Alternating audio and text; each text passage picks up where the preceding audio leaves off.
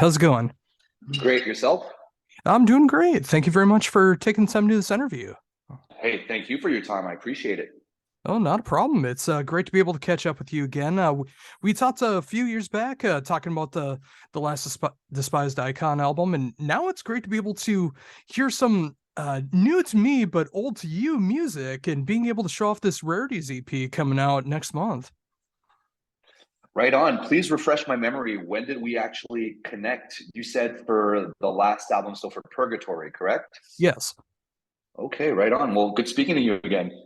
Oh, not a problem. And it's great to be able to do that. And it's great thinking about last time and now because we were talking about what was currently present day Despised Icon the last time we talked for Purgatory, and now we're going all the way back 18 years ago, being able to show off some classic material that's new to me, but some stuff that's been in the vault for a while. Exactly. I mean, our goal is to put out every single recording that we've done, and just a quick explanation, like on these tracks themselves. The first two songs on this EP are taken from a demo that we recorded when we, assembled what is now known as Despised Icon. We had a different lineup on our first record. I was playing drums, and we had a different vocalist. And when I switched to vocals in 2004, and we hired Alex Grind behind the drum kit, we were very wishful to just try and innovate, try to make things more interesting for us as musicians. As Despised Icon for every single member was death metal band number 2 or 3 in our lifetimes already. So that's how we started incorporating different elements, whether it be influenced by hardcore, metalcore, mathcore at the time, which was big. And we came up with Bulletproof Scales and Warm Blooded, which are those two tracks that I'm referencing. And so we did just a few months into like us being a new lineup, we went into the studio, recorded the music. Then I went into Yannick's basement, recorded vocals. And then we were like, you know what? We literally played 6 shows in 2002 and 5 shows in 2003. We need to be more active than this. So 2004 was us trying to, do this band to the full extent and be all in, so to speak. So we recorded those 2 tracks, and then I burned some CDR, hand assembled, promo sleeves, cardboard promo sleeves, and then sent those 2 songs out through snail mail to all the labels that we were into at the time. And simultaneously, this new website was popping. It was called MySpace. And so we uploaded those 2 songs on MySpace and started getting traction. And next thing you know, people actually started caring and noticing and hitting us up. And, we started discussing with labels. So those 2 songs on the EP, those demos they have a special place in my heart. They facilitated what, everything we've experienced later on. So that's it for those 2 songs. And then I've been talking for 5 minutes already, but like the 3 other songs, essentially what happened is when we started chatting with labels in 2004, we started chatting with Century Media, and they were interested, but deathcore was not a thing, and so they were uncertain. And we were speaking with Relapse as well at the time, so we decided, let's go in the studio, record a full length, pay everything out of pocket, try to convince these labels. And so what later on happened is we recorded our second record, The Healing Process, which Century Media picked up, and then simultaneously we were writing more songs, and those ended up on a split CD on Relapse Records that came out in January of 2005. And that was limited to only a few thousand copies and sold out that very same year. And it's been unavailable ever since. So here we are, spoke with Relapse, got the rights back to those tracks, and those are the other 3 songs on the EP. So that was a brief resume of, the history behind this recording. And it's so funny to think about too. I mean, especially when I keep hearing these songs over and over again. On this EP, it's like it feels like all the songs fit together so very well together. It feels like they were all recorded in the same at the same time, let alone the fact that they were spaced out and they were for different purposes. And it's so cool to see how, it's like even back then, like you can hear like what was eventually going to become more and more Despised Icon. Yeah, for sure. I mean, sonically, the first two songs were done entirely by Yannick, who was our guitar player at the time, who also recorded every single Despised Icon record. And now, whenever we're on tour, he's behind the board. He's our front of house sound tech. Instead of being in, playing in the band, he's mixing us. So he's always really captured what we've been trying to do. And then those three songs from the Relapse split, those were recorded by JF Dagenet from Cataclysm, so one of our boys, and they were mixed by Scott Hall from Pig Destroyer, who was doing a lot of mastering work back then as well. And musically speaking, you definitely see us trying to experiment more, and I hear a lot of ideas that we were trying out for the first time back then that I feel as though we had since perfected.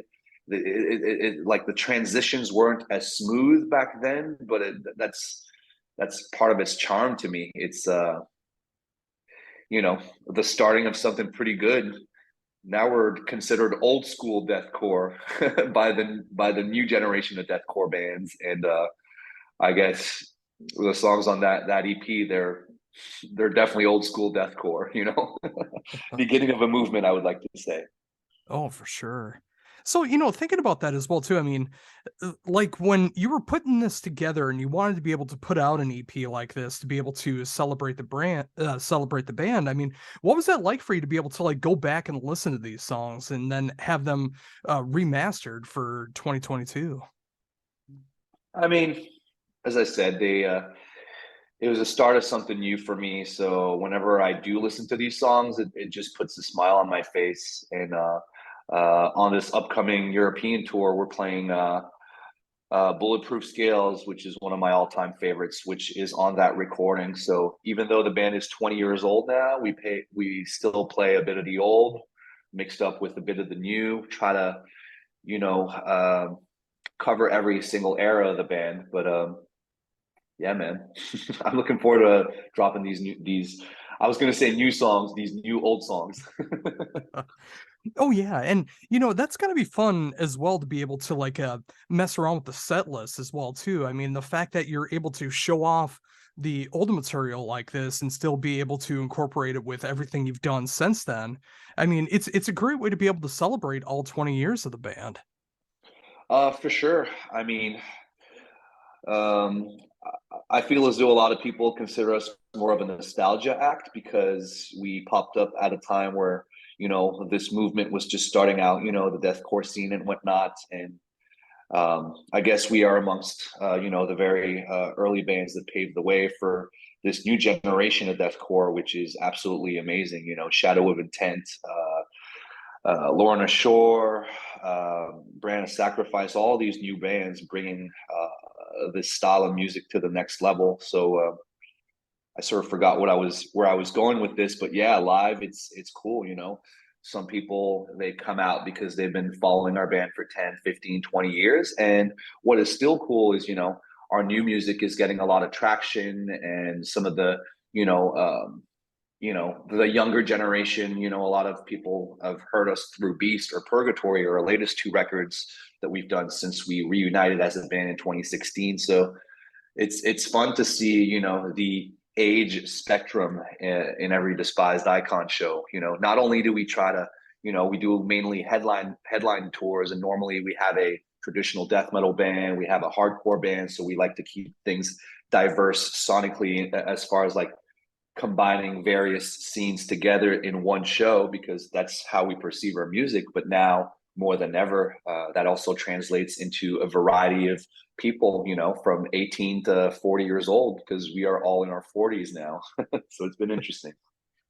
Oh, for sure. And Thinking about that as well too, and I'm so glad that you did bring that up as well too, about like the band's legacy. But I never considered you guys to be like a legacy act, because to me, a legacy band is a band that rests on its laurels and never wants to be able to differentiate from the norm. Like every album that you guys do, it feels like a great innovation of what the band is. And it's like Purgatory is my favorite Despised Icon album to date so far. And the fact that, like, looking at the press release I got, that new material is going to be coming out next year, that's got me so excited, because you guys are still constantly changing the mold of what you guys are.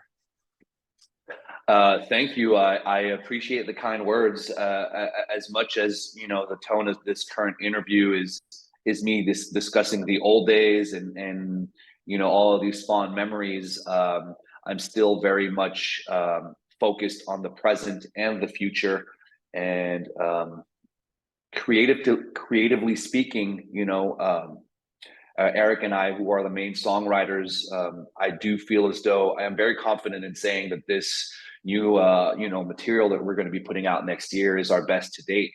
I've never spent this much time, writing and fine tuning songs and ideas. The context to a lot of professional bands is that they normally have all of these deadlines that are, discussed with the label and various booking agents. So it could be time with this period of time combined with marketing for this tour and that tour. And for Despised Icon, we are, closing on year 20 now. So we have a lot of liberty from Nuclear Blast. They don't put any pressure. They're just like very supportive, old friends at this point. We are collaborating with a lot of people that we used to work with at Century Media back in the day. So it's more of a family approach. Whenever the record is going to be ready, it's going to be ready. And they are patient and are not applying pressure. They trust our vision. They don't try to mold us, into some type of way. And, us being more of a vacation band, we only do one tour a year now. So we aren't as inclined to having everything fit. We just try to respect that creative energy first and foremost. And whenever these songs are going to be ready, well, that's when they're going to be ready. But I am very much excited. I'm speaking with you right now from my new office, in which behind me I'm building a vocal booth. So I will have, I got a new computer as well. I'm doing well financially now that I work at home and in Montreal, and so I can invest a lot of that money into me just being passionate about music, so that I can work and be self-sufficient in working on these demos and song ideas. And it's been very interesting creatively speaking, and I feel like I'm in a good mindset for this next year and next record, and I'm very much looking forward to sharing all of that music with you all. And hearing all of that has just got me so excited as well too. I mean, the fact that you do have that ability to be able to make your own vocal booth and be able to soundproof it and use the right mics and get the right preamps and everything that you need to be able to get the best vocal performance that you got has really got me excited for when the new material comes out. I mean, like if Purgatory was like any indication of where you were at the present time, just like seeing what's going to be happening when that gets recorded and everything else that's going to be coming on, it proves that quality means so much more than quantity. Oh, for sure, for sure. Now more than ever, as I said, there's no specific agenda or timeline. So I do feel less pressure to just create. Sometimes I quite frankly, it's been a very busy summer at work. So I had to put some of that songwriting on hold, because I didn't want to just write empty songs. I wanted to make sure that they were meaningful, not only to the listener, but first and foremost to me. I consider myself a musician out of necessity. It's what I need to do to be happy and stay alive. It's the older I grow, the less it has to do with ego or being perceived some type of way. Like I couldn't care less, actually. I really just need to create music to be happy. And that's on the forefront with this new recording that's about to take place. And I really, looking back on some of our previous records. I'm very proud of them, but I really feel as though, you know what, I could have done this instead of that, but I was so rushed, or I lacked some time to write better lyrics on this song or that song. I'm very self-critical. You know, you can only always do better. And with this record, there's some magic with, timelines and deadlines, but for this record, it's different. I really want to take my time and go to the full extent of every idea so that I make sure that whatever is recorded and published and released is, the best that it can be. But that being said, thank you for implying that Purgatory is our best shit to date, because I really feel strongly about that record. And unfortunately, we released it a few months before the pandemic, so we actually never got to tour on it. And that's what's going to make this upcoming European tour so cool, is the fact that you can actually play some songs off that album. Yes, definitely. Two of the tracks on this record are amongst my favorite Despised Icon songs. So I'm very much looking forward to actually performing them live, paired with, a few of the classics. And we try to always play 2 or 3 songs. Well, at this point, we're working on record number 7, so it's more like 2 songs from every record. But I've started going back to shows now recently, and I saw one of my favorite bands, and most of the stuff that they played was stuff off the most recent records, and I think that was awesome. But whenever I do see a band that has that much history, I'm always looking forward to hearing some of the classics as well. So that's been our outlook with pacing Despised Icon set list. A bit of everything for every generation of fans. Oh, it's true. And when you do it that way as well, too, I mean, especially when you can switch things up, when you got new material to be able to show off, but you still have those classic songs that you want to be able to show off, or if they're just band favorite songs that you want to be able to play live, when you can switch things up like that, it keeps everything fun. That way you don't get sick of playing any of those songs live. For sure. And on every set list, we always play like the odd song or two that's actually not a fan favorite, but a personal Despised Icon favorite. A song like Retina off the Healing Process, which is our second record.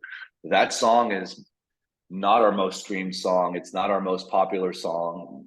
Probably a lot of fans don't even know it, the ones that are more into the later years of the band, but it's always a song that we enjoy playing live. So it's important to be a pleaser, for the fans, but it's important to please yourself as well as a performer, and find that balance.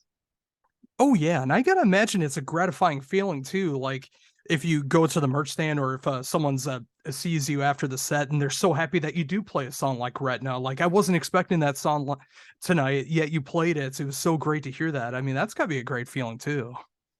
Yeah, of course, you gotta have a few tricks up your sleeve, and keep fans happy, entertained, but also surprise them here and there. So again, it's a question of balance. Oh, for sure. And I'm glad to see that balance is going on as well too. Like you mentioned before, that you are a vacation band and you are doing like one tour a year. And it's like I imagine like during the pandemic and everything that it's like obviously some touring was not able to happen, but the fact that it's not such an important thing to be able to go out and tour constantly, like several times throughout the year, that you are able to like focus on the creative process. You're able to focus on life. You're able to focus on all these other aspects to make them as strong as possible for when touring is possible again. So, thinking about that as well, like with this upcoming tour, like I just imagine there's going to be a little bit of rust, but once that comes off, it's going to be some of the best shows that you guys have done.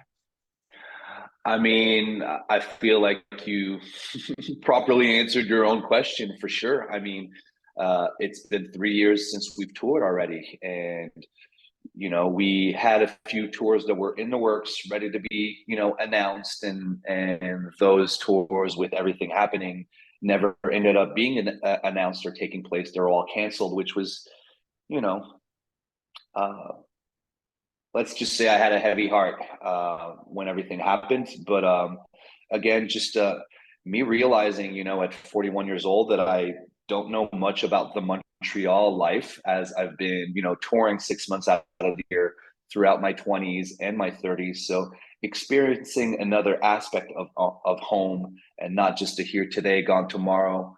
Um, I feel like I'm a much happier and well balanced person and individual because of that. And I feel like that will reflect on my mood and my music on tour. So, a necessary evil, so to speak. As much as I miss touring and performing, I feel as though this time off was beneficial. And I am very much looking forward to this next tour indeed. Oh, for sure. So, thinking about that as well too. I mean, obviously with the tour coming up and being able to write and record for the next album, and of course looking right behind you, looking at what will be your vocal booth. Have you decided like how you're going to be putting that together? Like, are you still working on like all the materials and the mics and all that stuff, or do you have that all planned out yet? How's that going? Musically, everything's written. Lyrically, I do feel as though I need to write a second record now because I was so, involved in the writing process for the music. So now I have to write the lyrics, and I have all the concepts in my head. It's just a matter of finding the proper words. Gear wise and all the technical aspect, I have to delegate that to Eric, my guitar player, and Yannick, our former guitar player, now front of house and sound engineer. Those are the experts. So I really rely on them to help me fine tune this studio booth that's not yet done, right in the back of me, and come up with the proper gear and compressors or whatever. I lack the proper terminology, but I know they got it all covered, and I can rely on them. So it's fun to be able to delegate certain aspects so that I can actually focus more on the music itself.